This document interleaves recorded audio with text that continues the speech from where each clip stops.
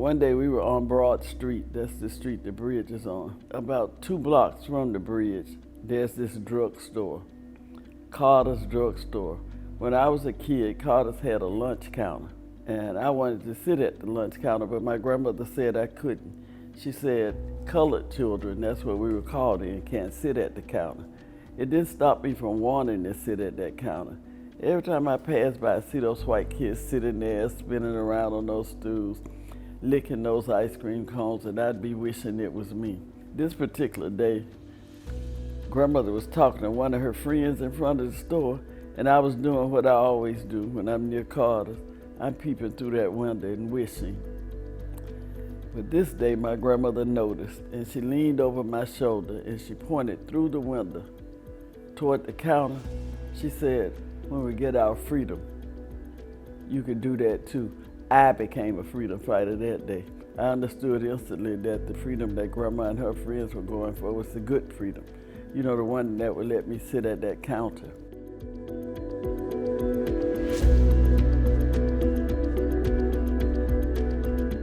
My name is Joanne Bland, and I'm from Selma, Alabama. It's my hometown. I started going down to First Baptist with my sister and training with SNCC, the Student Nonviolent Coordinating Committee. Everything was organized and well thought out because of other movements in other places. You can learn from those that what we did wrong, what we could improve upon, and I'm pretty sure that's what SNCC and SCLC, Dr. King's organization, did, you know, from experience. I'm standing at historic First Baptist Church here in Selma. Downstairs here is the basement where they tried to teach me nonviolence. But I spent many days in this basement. This was SNCC headquarters. By the time they got to Selma, they already knew some of the things, or most of the things that could possibly happen. So they trained us to how to protect ourselves. I didn't like nonviolence training. I like to tell people I flunked. My sisters would put me out of the church, I'd act so ugly. Because if you yelled at me, I was gonna yell back at you. If you hit me, I was gonna shove you. First, I'm a kid, right? I may be 10. And second, I was born in the hood, the real hood. George Washington Carver home. The law of the land said, if you hit me, I hit you back. I had seen the way whites treated blacks here. And I couldn't understand why they didn't want me to defend myself. They were teaching you to take it, you know, so they would stand and yell, and it would just be awful. I didn't like it. I had the wrong meaning of it. It didn't mean you couldn't defend yourself. It means that you try to diffuse it before it happens, and you certainly don't instigate it.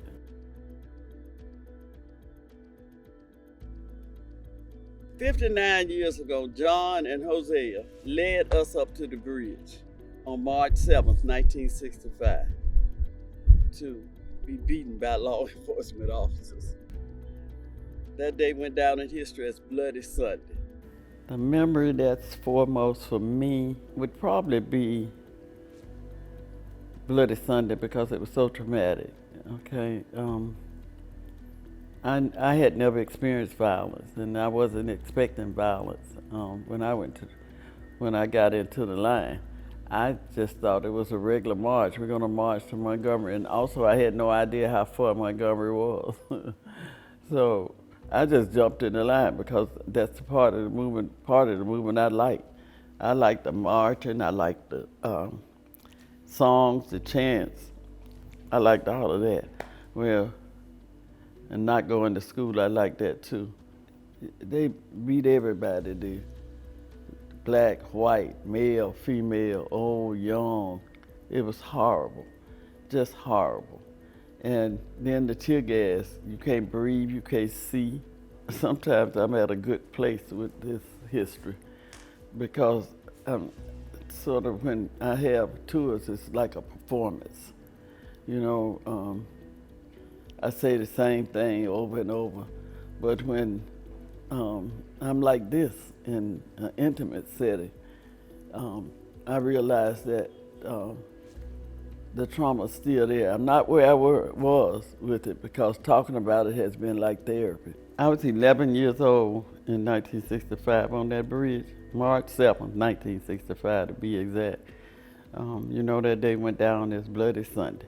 I had no idea that there was going to be violence, but when it happened, when it started, I was terrified and horrified to see people laying, bleeding, and then the tear gas got me, so I panicked, and we were trying to get back across the bridge. The last thing that I remember on that bridge that day was seeing this horse and this lady, and I don't know what happened.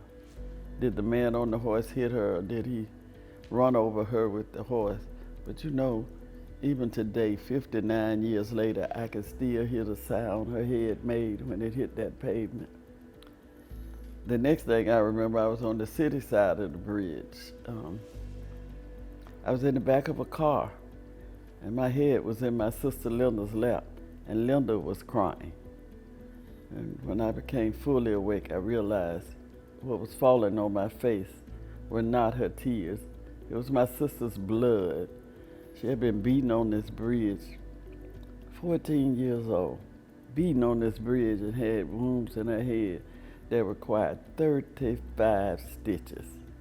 Some people were even hurt worse. Bones were broken because people were being trampled.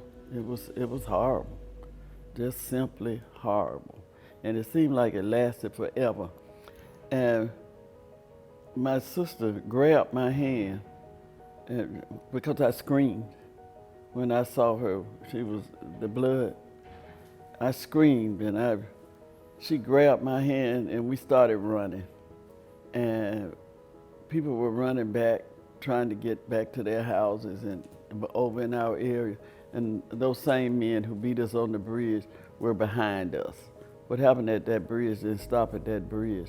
It happened down in my area where I grew up at all night long. We ran past our house because we didn't think we had time to unlock the door. We ran down to First Baptist Church because we knew the doors would be open. And sure enough, we ran inside and thinking we would be safe. We were not. They came into the church and started beating people all over again. I saw them pick up a young man about 16 years of age and hoist him above their heads and throw him through the doors where the baptismal pool was. He broke both of his arms.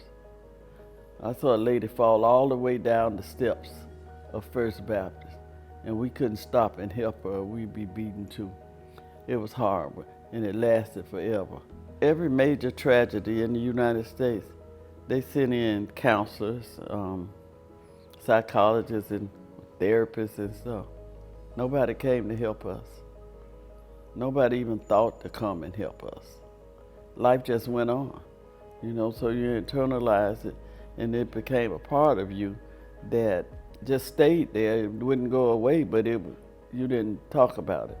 This little girl right here is me, and we were at a protest. I was arrested 13 times by the age of 11. The first time I was arrested, I was with my grandmother. We had gone to the courthouse, she and a bunch of other women. I think the courthouse was open one day a month for people to register, right? And we were standing at what was known as the colored entrance. When we climbed up the steps, I saw this lady run to the door inside, and she taped a piece of paper on the door, and it said, when I got close enough, it said, "Out to lunch." I remember thinking, white people sure eat early. But the women just stood there. But I could hear the sound of engines, cars going down behind us on Alabama Avenue. Then I heard a different sound of some kind of big vehicle coming. It turned out it was a yellow school bus. Now, when I was a child, African Americans didn't have buses to ride on. We had to walk to school no matter how far it was. I was excited when I saw them start grab the women, and the women grabbing their babies, and they're getting on the bus, right? I was excited. I was so happy. I was like, Grandma, can I sit by the window? And she said, sure, babe. So we get on the bus, and I'm by the window, and I'm ecstatic. The bus started, rolled 2 blocks, and we're in front of the city jail. I'm like, Grandma, why are we here? She said, they're gonna arrest us. And I said, why? She said, don't worry about it, baby. One day things are gonna change.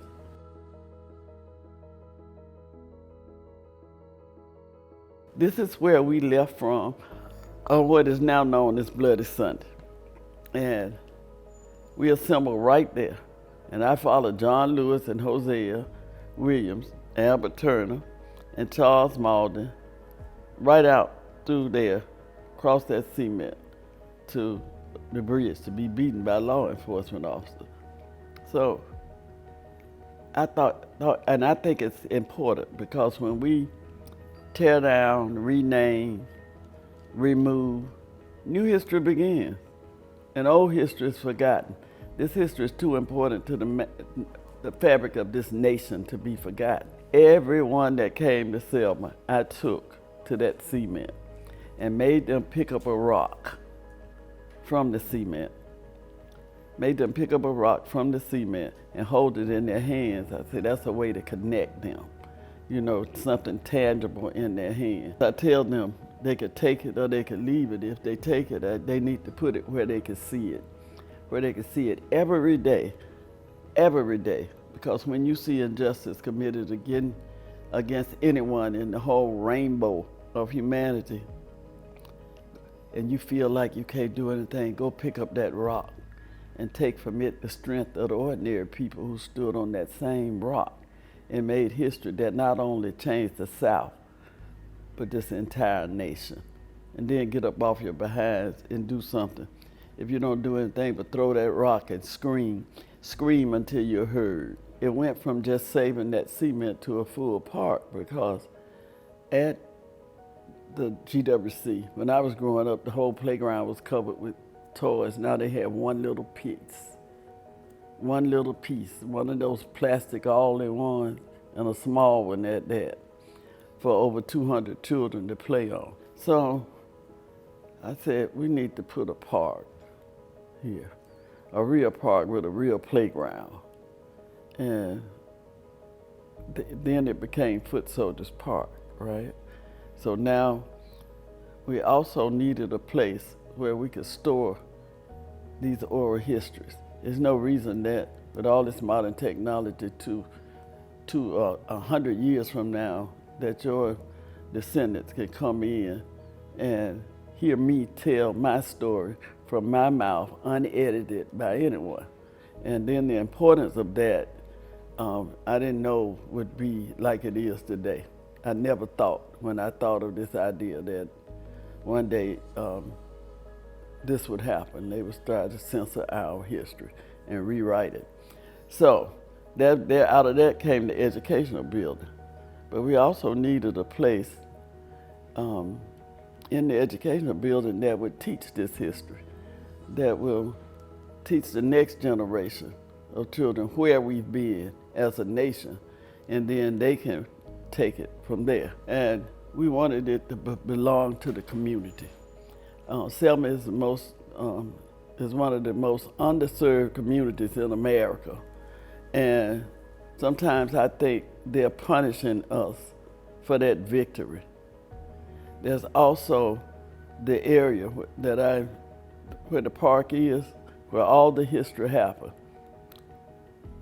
It's the most underserved community in Selma.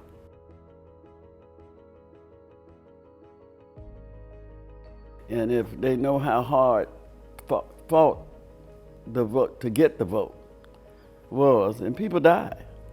People died for us to have the rights we have today, beaten and killed. Yet some people stop using it.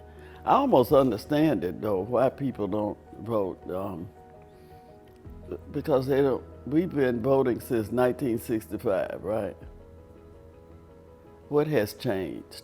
And I said, of course your vote doesn't count if you don't use it. And then I tried to show them the value of their vote. If it was not valuable, why are people always trying to take it away from you? The election coming up is a critical election for not only Alabama, but America. So we have to get the vote out. We have to, those who are hiding behind that big A word, apathy, we have to get them from behind it. So sometimes you have to meet people where they are. You have to have conversations.